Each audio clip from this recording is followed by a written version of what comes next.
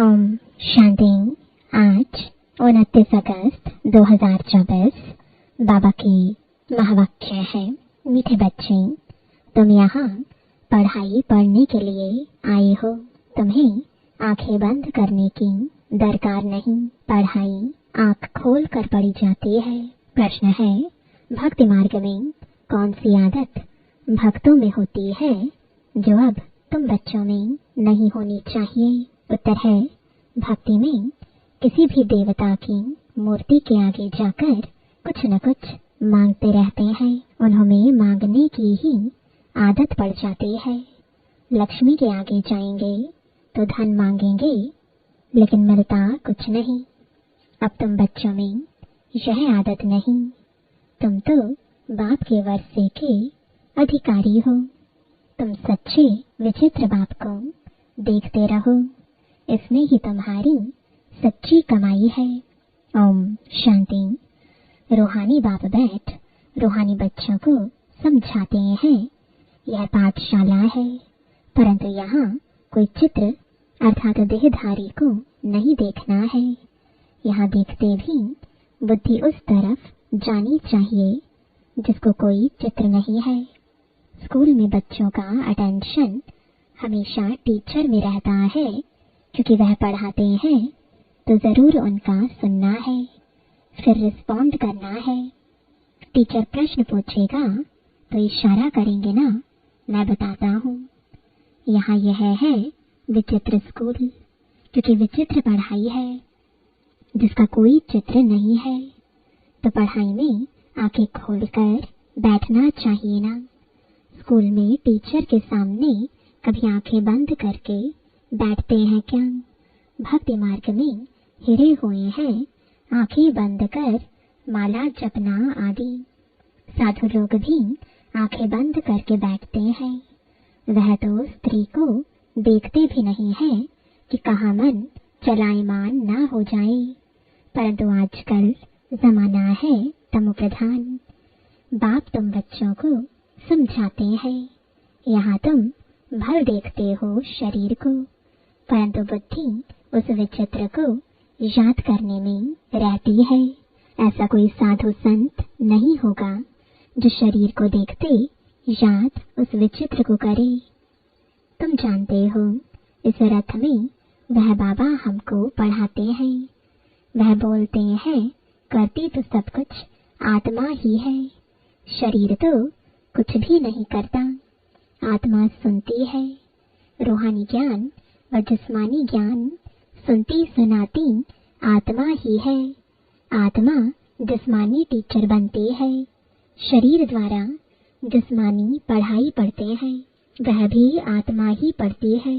संस्कार अच्छे व बुरे आत्मा ही धारण करती है। शरीर तो राख हो जाता है। यह भी कोई मनुष्य नहीं जानते। उनको देह अभिमान रहता है, मैं फलाना हूँ, मैं प्राइम मिनिस्टर हूँ। ऐसे नहीं कहेंगे कि हम आत्मा ने यह प्राइम मिनिस्टर का शरीर लिया है। यह भी तुम समझते हो। सब कुछ आत्मा ही करती है। आत्मा अविनाशी है। शरीर सिर्फ यहाँ पाठ बजाने के लिए मिला है। इसमें अगर आत्मा ना होती तो शरीर कुछ कर ना सके। आत्मा शरीर से निकल जाती तो जैसे एक लोथ पड़ा रहता है। आत्मा को इन आँखों से देख नहीं सकते, वह तो सूक्ष्म है ना। तो बाप कहते हैं, बुद्धि से बाप को याद करो। तुमको भी बुद्धि में है। हमको शिव बाबा पढ़ाते हैं इन द्वारा। यह भी सूक्ष्म समझने की बातें हैं। कई तो अच्छी रीति समझते हैं, कई तो जरा भी नहीं समझते।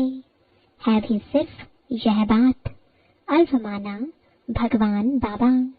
सिर्फ भगवान व ईश्वर कहने से वह बाप का संबंध नहीं रहता है। इस समय सब पत्थर बुद्धि है, क्योंकि रचयिता बाप और रचना के आदि मध्यांत को नहीं जानते हैं। यह वर्ल्ड की हिस्ट्री ज्योग्राफी रिपीट होती रहती है। अभी संगम युग है, यह किसको पता नहीं है। तुम समझते हो आगे हम भी नहीं जानते थे। बाबा अभी तुम्हें यहाँ ज्ञान से श्रृंगारते हैं, फिर यहाँ से बाहर जाते हो तो माया धूल में लथेड़ ज्ञान श्रृंगार बिगाड़ देती है। बाप श्रृंगार तो करते हैं, परंतु अपना पुरुषार्थ भी करना चाहिए। कई बच्चे मुख से ऐसा बोलते हैं जैसे जंगली श्रृंगार जैसे कि हुआ ही नहीं है, सब भूल जाते हैं।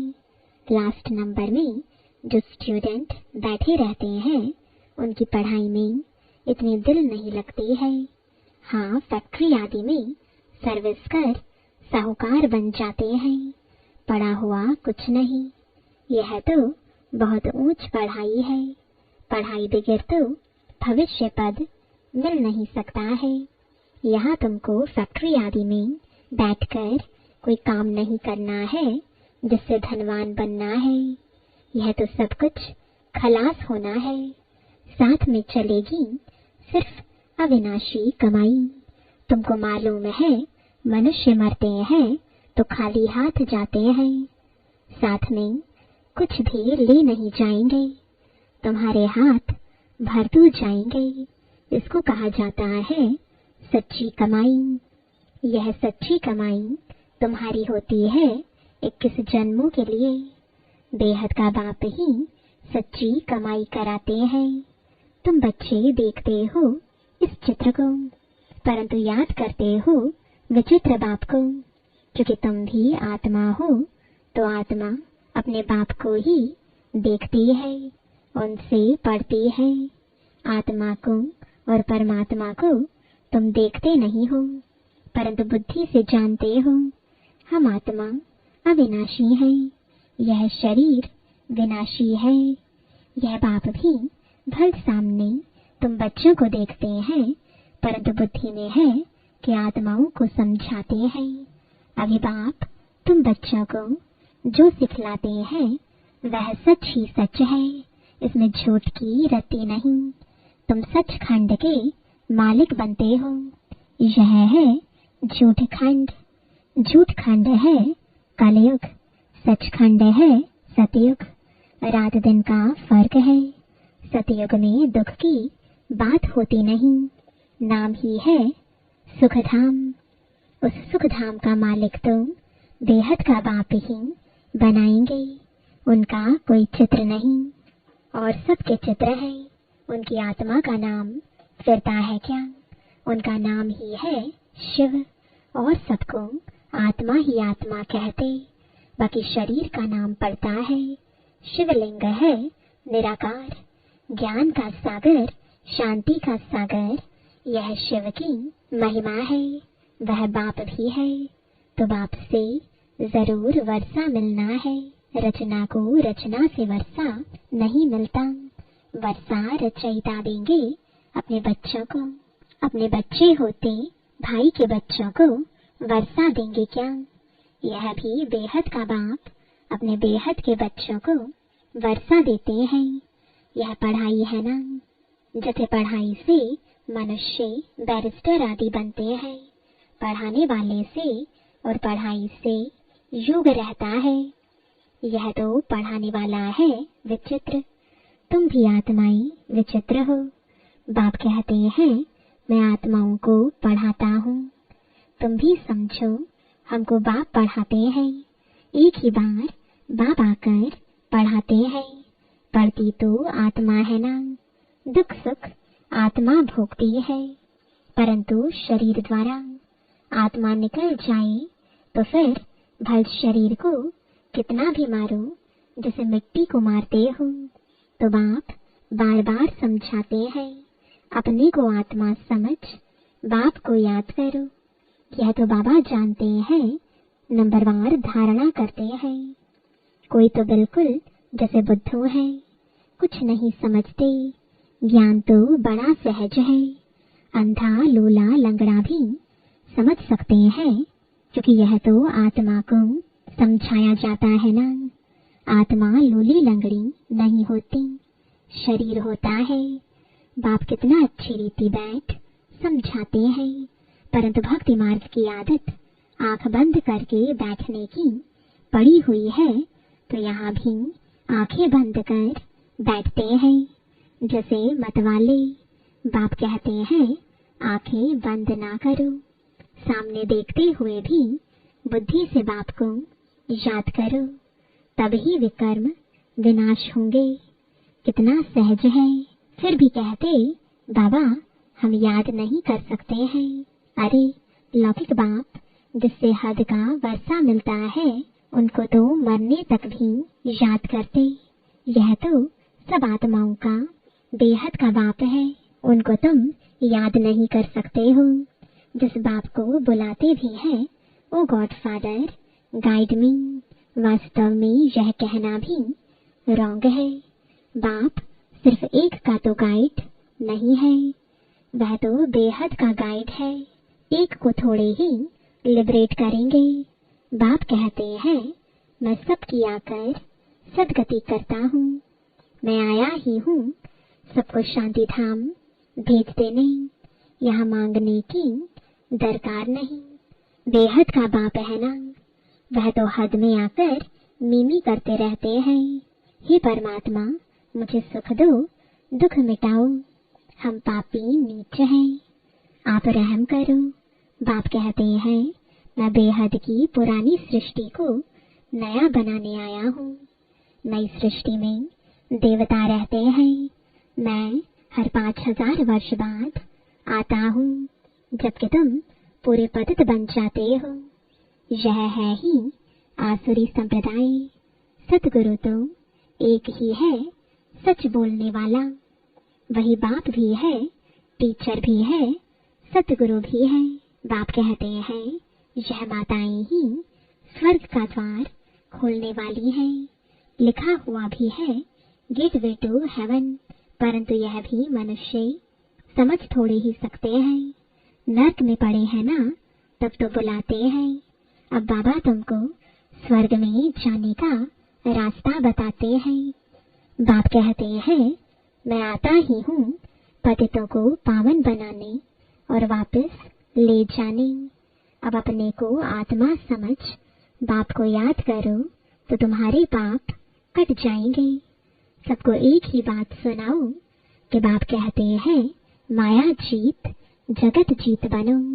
मैं तुम सबको जगत का मालिक बनाने का रास्ता बताता हूँ।